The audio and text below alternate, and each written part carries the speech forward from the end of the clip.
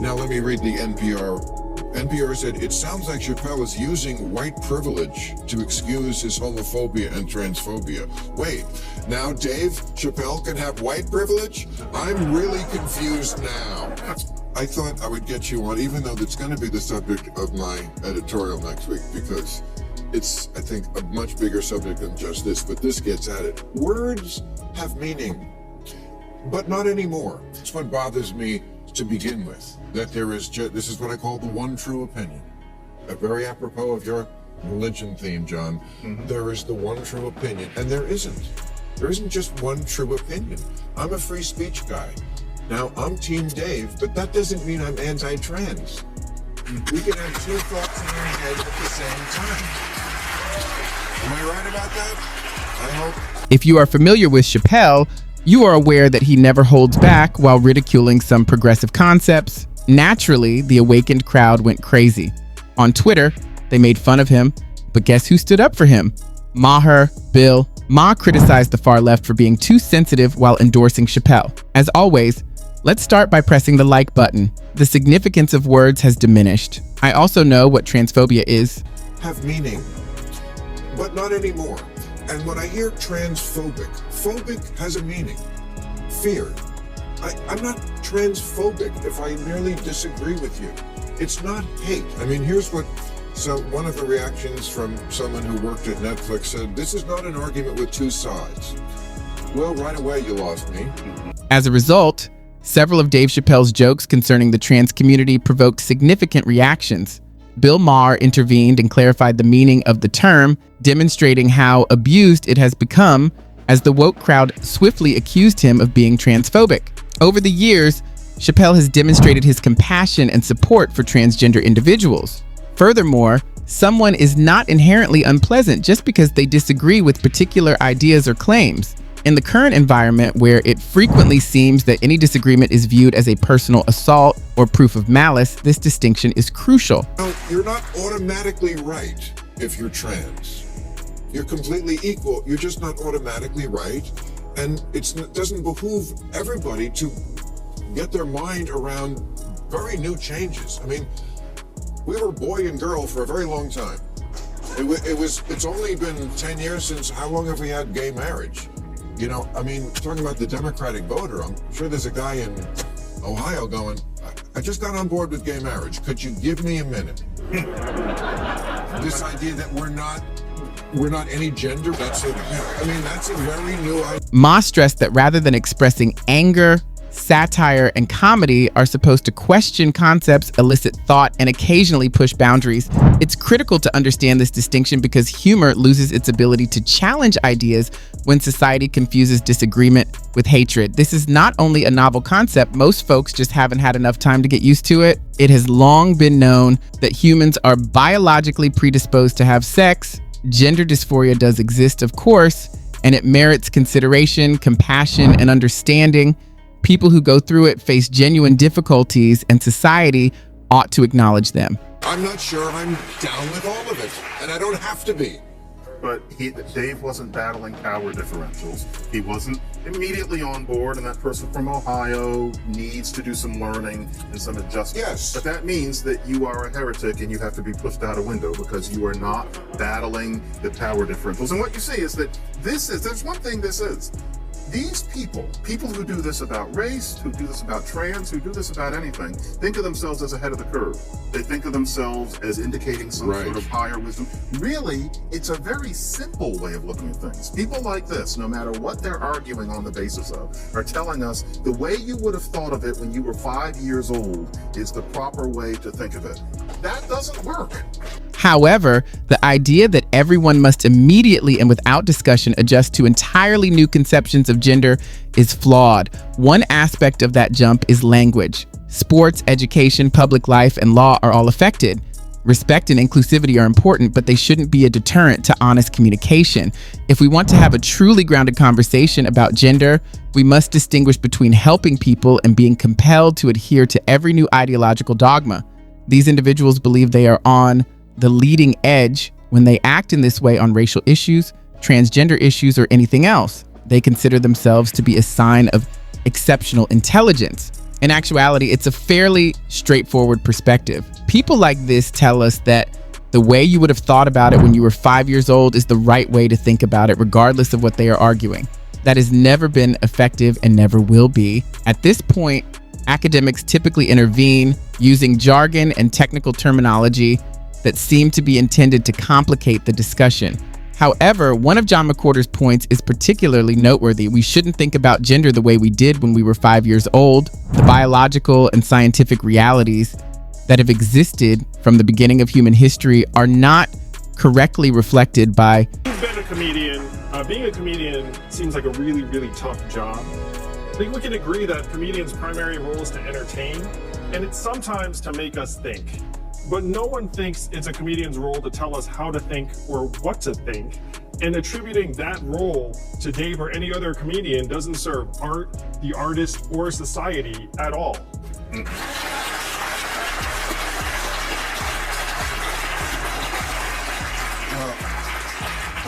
I was going to read some of these reviews. I'm just going to read this one from NPR. It's because the reviews from the critics so at variance with the audience. Rotten Tomatoes, that's a amalgam of reviews. I think in this case 7. His special got a 43%. Audience 95. Childhood gender stereotypes such as pink for girls and blue for males. Biological sex has existed and remained stable since the beginning of human history, as science has long shown. McWhorter highlights that although the vocabulary used by society to describe gender identity is subject to change, the underlying biological facts are unalterable. It is essential to comprehend this discrepancy. We don't have to give up on reason, logic, or the scientific explanation of why people are born male or female in order to be sympathetic and mindful of the experiences of others. You used to be a comic. Cartooning appears to be a really difficult profession. The opinions of the actual audience members who are seated in the seats, laughing, reacting, and interacting with the performance are the ones that really count. The audience's high degree of appreciation is sufficient evidence since it shows that they are enjoying themselves rather than taking advantage of it for their own benefit. In the end, a lot of review websites are not independent. They frequently reflect the prejudices or inclinations of their owners. Evaluations are also skewed unfavorably if the site's leadership dislikes Chappelle's hilarious style or methods. I think, to get back to this simplicity idea, they see that Dave Chappelle is a comedian. There are layers of wit and irony and attitude going on. And instead, we're told to just read it as if it was the Three Bears. And we're being told that that's sophisticated, when really that means that these people who are, so annoyed that anybody says some words or expresses some ideas are saying that most of America aren't sophisticated. And yet, last time I checked, they were arguing on the basis of disempowered people. Or that there's a connection. And that's Regardless of the actual performance, I usually appreciate audience response more than reviewer criticism because of this. The ultimate goal of humor is to establish a connection with the audience. Those who are not directly impacted by the problem frequently show the greatest rage. They participate in discussions more for the sake of moral pretense than for pragmatic reasons, frequently inciting anger over matters that do not directly impact them. The necessity for people to care about issues outside of their personal lives is not diminished by this, though. However, they should at least be specific if they are going to take the initiative.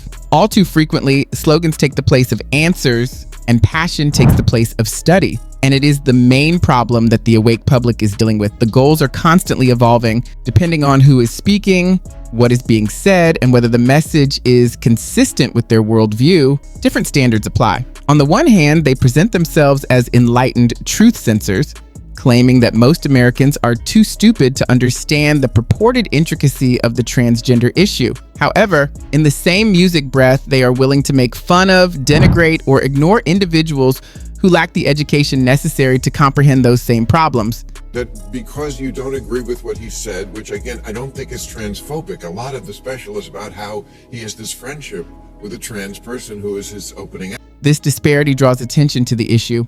Ridiculed music doesn't make much sense if individuals really don't understand what they say they do. Education would.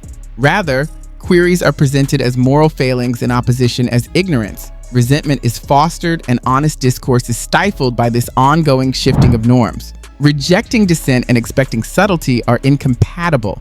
That strategy alienates rather than persuades. In essence, that accusation is absurd. It is absurd to genuinely assert that Dave Chappelle gains from white privilege. Chappelle is obviously black, grew up in a community with a large black population, and was formed by experiences that are anything but privileged in the conventional meaning of the word. In this instance, the woke public frequently struggles with its own terminology. They created terms that are so misused and stretched that they are completely nonsensical. They are used as a weapon to intimidate those who oppose authority rather than clarifying actual social dynamics. In Chappelle's case, independence is viewed as betrayal, and riches is repackaged as luxury. Phrases that are used inconsistently and without context show how confusing the conversation has become. Careless word choice undermines the very ideas it is intended to support by confusing rather than clarifying situations. Yes, Maher is entirely correct. You have the capacity to simultaneously retain two truths. You may embrace the trans community's right to live freely, safely, and with the same dignity as everyone else, even if you disagree with any of their views or points of view. Now let me read the NPR. NPR said, it sounds like Chappelle is using white privilege to excuse his homophobia and transphobia. Wait, now Dave Chappelle can have white privilege? I'm really confused. Contrary to what some activists claim, these concepts are not incompatible. Hatred is not the same as disagreement. Furthermore, doubting someone's ideas is not the same as discounting their humanity. A strong society must be able to distinguish between fundamental civil rights and personal convictions. When it comes to politics, religion, and culture, we frequently do this without labeling one side as wicked. Complete ideological surrender is not necessary to uphold fair treatment under the law. If we want free communication instead of coerced acquiescence, these two realities must coexist. Maintaining equality while allowing for debate is a sign of maturity, not cruelty. What bothers me to begin with, that there is this is what I call the one true opinion. Very apropos of your religion theme, John. There is the one true opinion, and there isn't. There isn't just one true opinion. I'm a free speech guy. Now, I'm Team Dave, but that doesn't mean I'm anti-trans. We can have two thoughts in our head at the same time. Am I right about that? Ultimately, dissent, comedy, and free speech are not violent actions. They are indicators of a thriving neighborhood. You may support equal rights while challenging cancel culture, challenging stereotypes, and treating others with dignity. Sincere communication and progress stop if we are unable to maintain several facts at once. This concludes the video for today. To view more videos like this one, please click like and subscribe to this channel. I appreciate you watching, and I hope to see you again soon.